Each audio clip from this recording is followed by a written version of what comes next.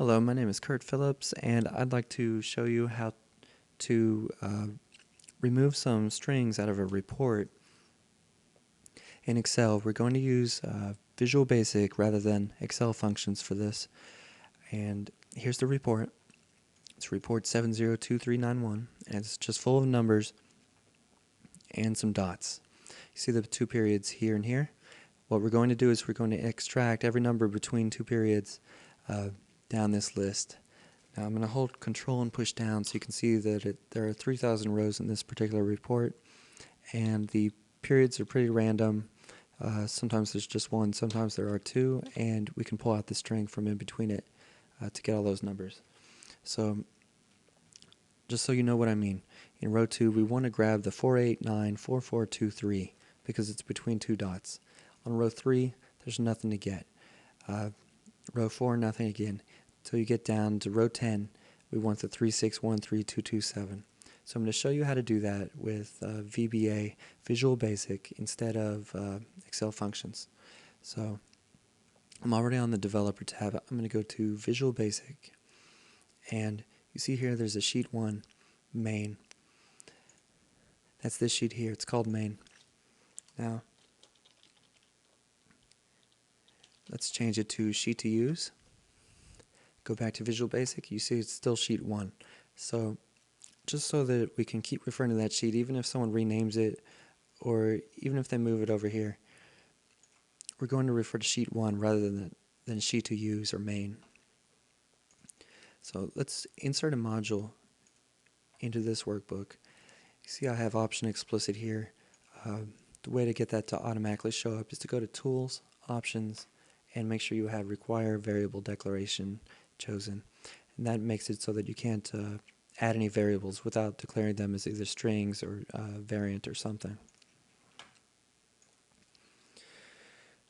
Okay, so the first thing we should do here is let's name our subroutine. Let's call it sub between the dots.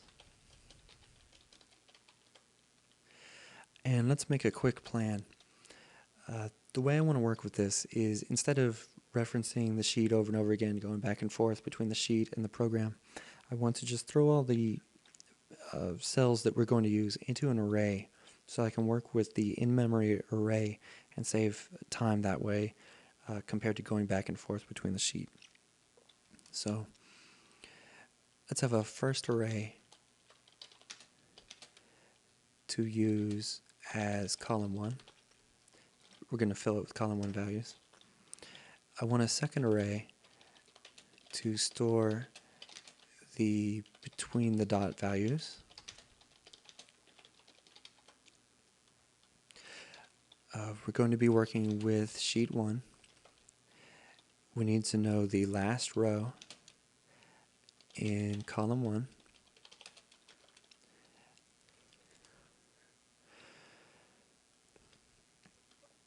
And then we need to go through each row finding values between two dots. So now we have a plan. Let's turn that into code. We know that we need to have a first array. I'm going to declare this as variant. And that's important so that we can throw a whole range of values into that array, which that range is going to be the column 1 values of the report. We need a second array, also as variant. We need to know the last row.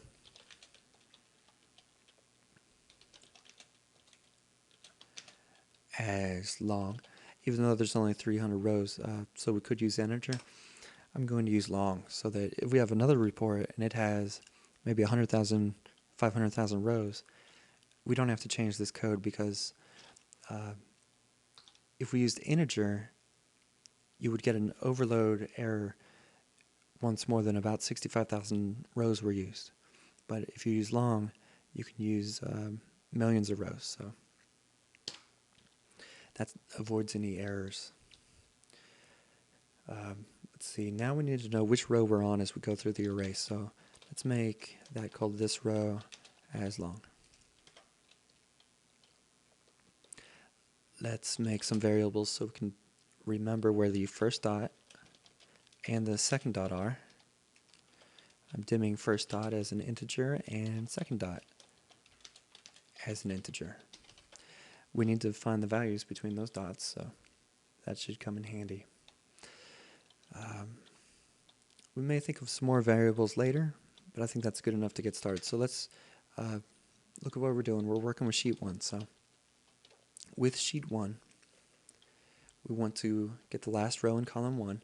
And I'm reading this off our comments. We're turning that plan into some actions here in the code. So let's get last row set up. Last row equals dot cells. Now I can use dot cells instead of sheet 1 dot cells because I've put that with sheet 1. That's very important. So dot cells 1, comma 1 is where we're starting. But what we actually need is the last row. So we're going to do rows dot count. That gives us, the over 1,000,000 rows. So we're at the very total of the rows is what that gives us. The total number of rows. Column 1. We want to find the end of that and do XL up until we hit a value, and that's going to give us the row that we want to call the last row. It is the last row that's used. Now we need to set up our first array using the information we just got. It's going to equal the range from cells 1, comma 1 to cells last row, comma 1 for the first column. So that sets up our first array, and it's going to be a multi-dimensional array even though we're only using one column. When you set up an array with a range this way, it's always a multi-dimensional array. So basically the boundaries, it's going to be as if we had set the boundaries up like this. 1 to 3,000, comma 1 to 1. So since we know the last row is 3,000, we could have made the array with redim first array 1 to 3,000, 1 to 1. We don't need to do that, but that's what's going to happen when this part of the code is ran. So now that the first array is in, for column 1 is set up, we can go through each of the rows looking for these dots. We made a variable called this row to keep track of which row we're on. And for this row equals 1 to the upper boundary of first array, we're going to do some actions.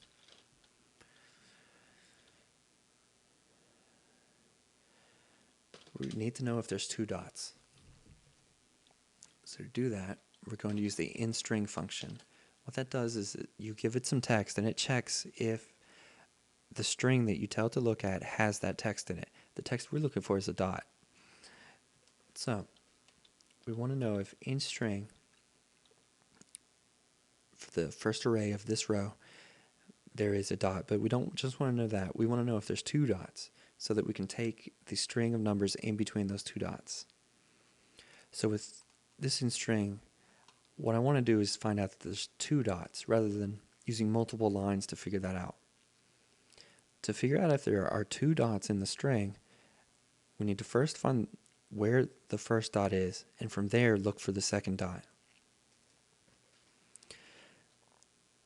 If you look at the tip here below the instring function, you can see the first area can tell instring where to start looking. We want to start looking after the first dot to see if there's a second dot.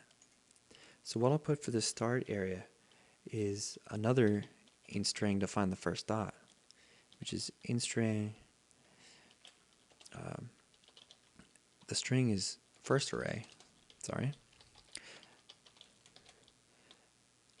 for this row, comma 1. Now, what we want to find is the dot. This gives us the first dot, and our starting point is actually going to be one place after that. If you don't add the 1, you're going to find the first dot, which is on the 8th character of the second row. If you remember, there were 2 dots in that row. If you don't put +1, then what we're going to do is start on a dot, and we're going to then look for a dot. It's going to find the same one. So we're going to add 1 character to our starting point so we don't find the first dot a second time. So in the string first array, this row, comma 1, starting on the 9th character, which is basically just starting after the first dot, we want to find the next dot.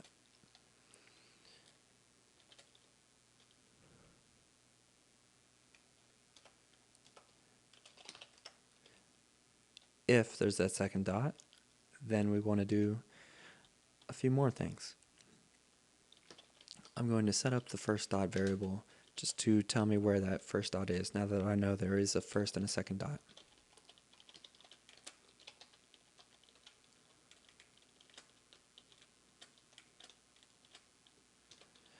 Now I'm going to set up the second dot location.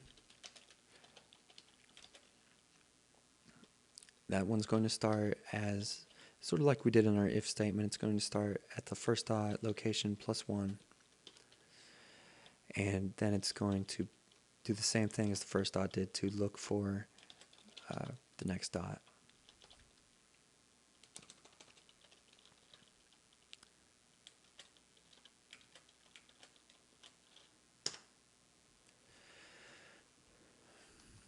Now that we've got both locations, let's take the middle of those locations as a full string of numbers that we're going to put in our second array, because the purpose of the second array is to hold all these values we find.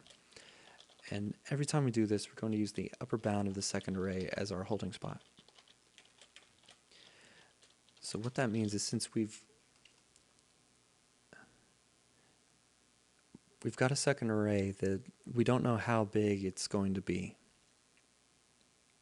we need to start it on its first place holder, which will make 0, and have that filled with the first value it finds, and then we need to increment the upper boundary so that we can continuously fill up that array. So for now, let's use the mid function and throw in our string of numbers into that second array upper bound. We're going to take the middle of the first array, this row string,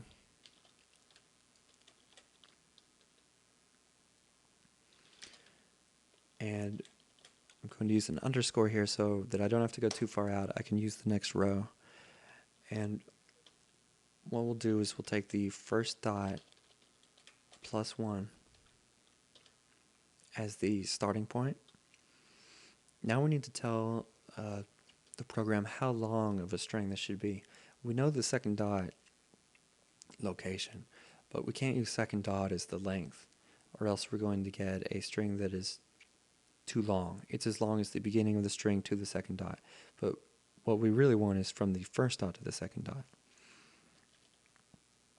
So we're going to take the second dot location minus the first dot location, and because we do not want that second dot to show up in here, we're going to subtract 1 from it.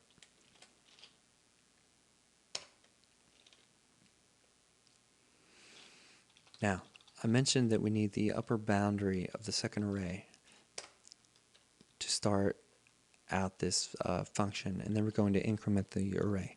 So over here, let's redimension the second array. We'll say second array is 0. So it's got it starts counting at 0, and it's got a first slot. That's all it's got.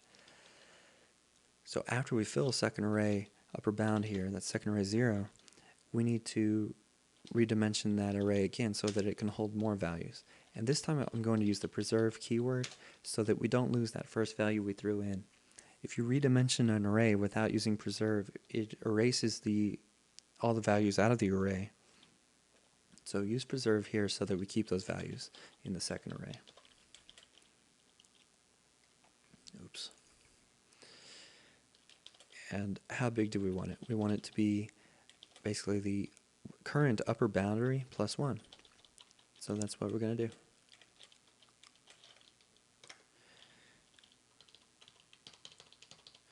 Now, that takes care of setting up the first value, and that's all we have to do. So I'm going to end this if statement. If there's 2 dots, do all that, and then go to the next row.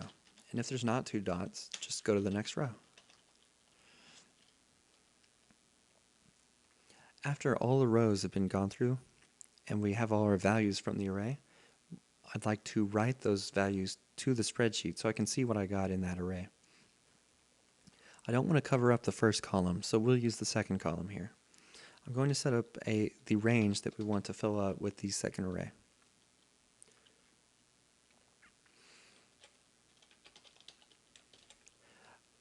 I'm going to start at row 2, column 2, and I'd like to take it to the upper bound of the second array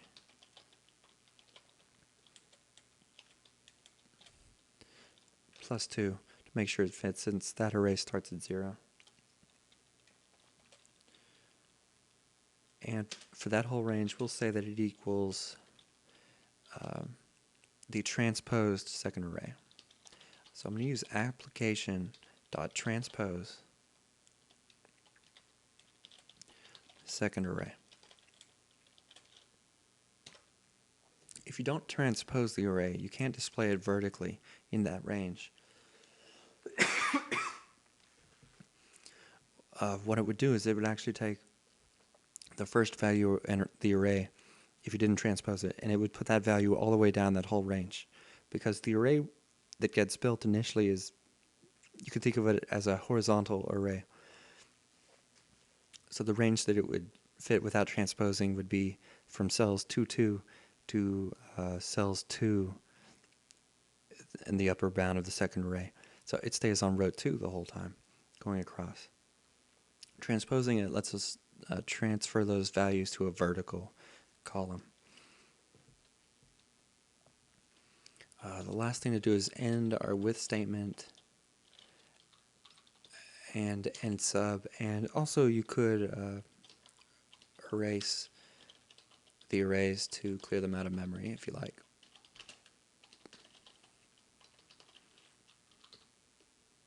That's how to do that. So we have a full subroutine here that's going to go through column A and take the strings of numbers in between dots and put them into a second array, which then fills into this range here.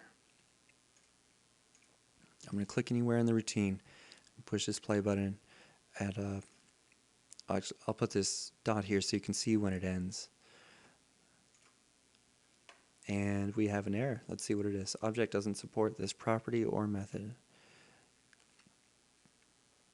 It doesn't like how I'm transposing that array. Let me see what I've done here. I didn't give it a second column here. Let me see, plus 2, comma, column 2.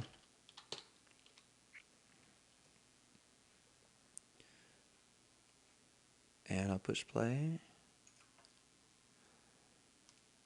It still doesn't like that. Let me see.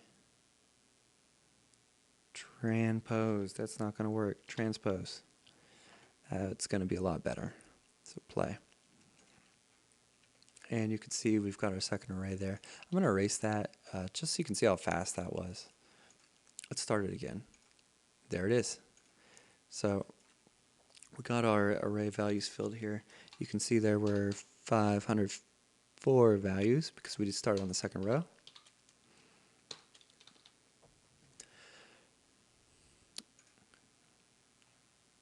Push play, that finishes that out and erases our arrays. So this is all it took, about 20 lines of code, and 5 of them are comments. So not too bad really. You can do the same thing with Excel functions if you like, but I'm hoping that from going through this tutorial you can see maybe get some ideas in the future projects that you have of how you can apply this in situations where a typical Excel function wouldn't be good enough. So thank you very much for watching, and leave any comments below. I'll be glad to take a look. Thank you.